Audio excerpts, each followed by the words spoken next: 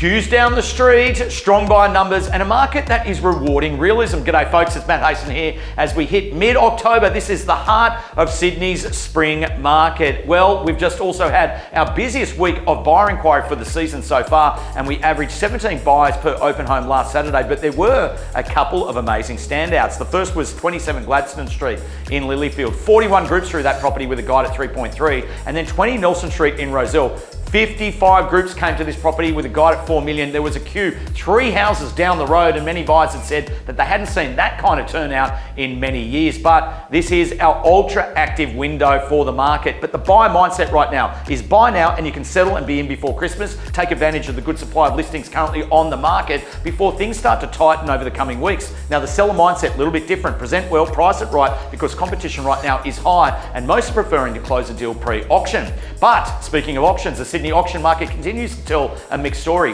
1,306 properties went under the hammer last week for an overall clearance rate sitting at 53.4%. But over 30% of those sold prior, only 22% sold under the hammer. This shows that buyer depth is being tested and sellers are watching closely their campaigns in weeks 1 and 2, because if there's a deal on the table, they're often taking it. Now, here's where the data and reality part ways. Domain's Dr. Nicola Powell says that the clearance rate above 60% means that prices are rising. 70%, that's healthy, 80%, and it's running hot. Now that logic I agree with, it is sound, but they use preliminary auction data to make these statements, and that's weak data. The final clearance rate is what matters, and in Sydney, it hasn't hit anywhere near 60% all year. Now, here's the reality of the market. Grade A property is firing on all cylinders. Homes up to $3.5 million and sometimes beyond are attracting the strong demand, but beyond that, it remains quite mixed. Buyers are cautious, they're detail driven and value conscious, but contract reviews are also more forensic, and that for us is always a sign of a cautious buyer pool. Some sellers, their expectations are still running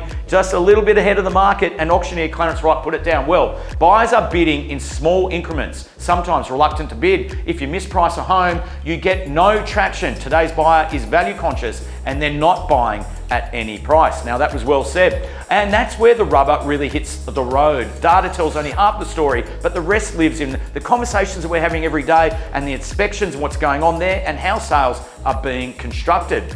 Also, and finally this week, the RBA's latest minute shows some concern around rising costs in labour, intensive services and construction. Can building costs really go any higher? That's a real worry if that's the case, because there's already immense pressure on anyone building or renovating. Inflation for July and August ran hotter than expected, but we'll get the full quarterly data at the end of October, just before the November 4 cash rate call, but expectations for further rate cuts have clearly cooled. Overall, though, this market's in pretty good shape. It's rewarding sellers who stay tight on price and on process, and for buyers who act with common sense, which sadly isn't common at all anymore. But that is an entire other story. So I'm holding the market on the CH Mood Meter at a 7 out of 10. Sales are being made. Effort is certainly required to make that happen. Buyers are engaged and negotiations are carrying some tension with them, but that's where we are right now in this market. It's a bit of balance between action and also caution. That said, we have unbelievable real estate open this weekend. We'd love to see you out and about in the neighbourhood, and I'll catch you all next week.